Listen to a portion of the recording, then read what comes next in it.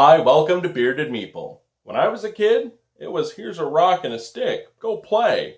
Okay, well, maybe I'm not that old, but when it came to board games for kids, we didn't have a lot of great options. Well, in today's world, it's a whole other story. Today, we're looking at a great family game for 2 to 4 players, ages 8 plus, and it'll play in about 30 minutes. All you have to do is scare some people out of a house for points, and who doesn't like doing that? It's brought to us by Kids Table Board Gaming. It's Haunt the House. Let's take a look at it. Each player will receive a deck of 16 cards. There are creaks, bumps, moans, and chills. In the mansion, there are a number of different rooms and different ghost hunters. As gameplay progresses, rooms will change and ghost hunters will change as well. Each player will receive 2 trophy tiles.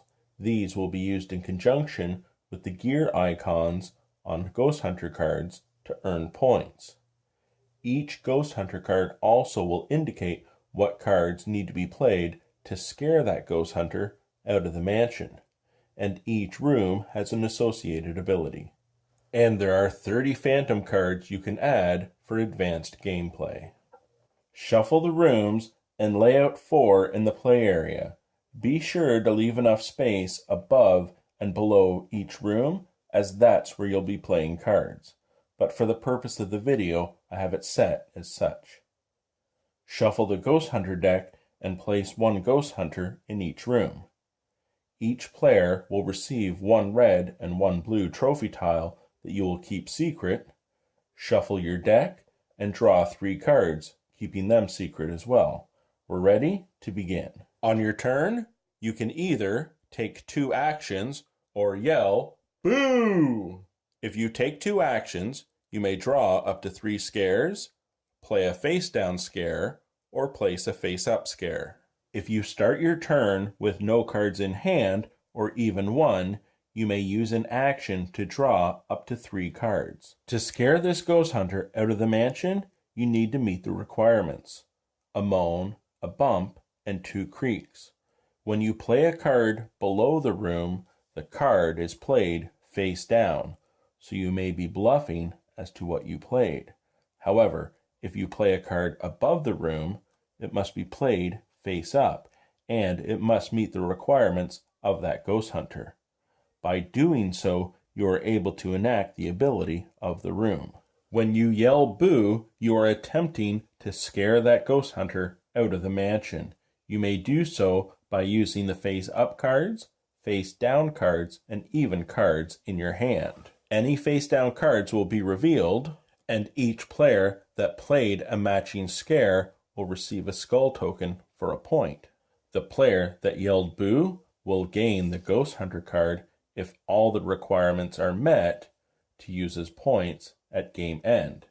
A new room is introduced into the game as well as a new Ghost Hunter, and all the other cards go back to their owners.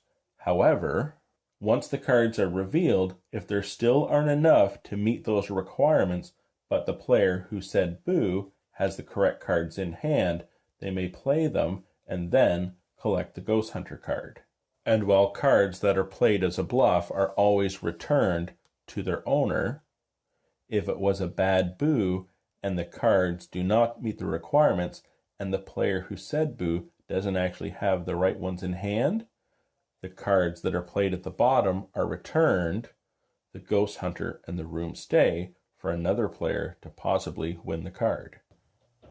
In a nutshell, you are using cards in hand to match the requirements of a Ghost Hunter in a room.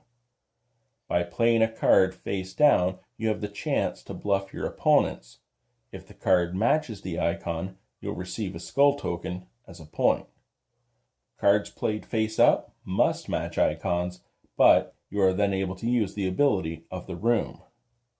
As a card is collected, a new room will come out, as will a new Ghost Hunter. The first player to collect 4 Ghost Hunters will trigger game end.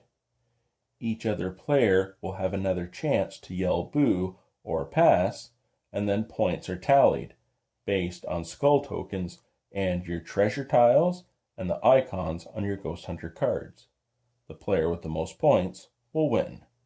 And that, my friends, is Haunt the House, a great game designed by a fantastic couple. A couple of things I would like to say. Really good artwork. The gameplay itself is solid, but what I actually like is it's not dumbed down as a kid's game. It's a great family game. Kids are smart, and their games should be too. I really liked it. I hope you get a chance to check it out. I'll talk to you again soon.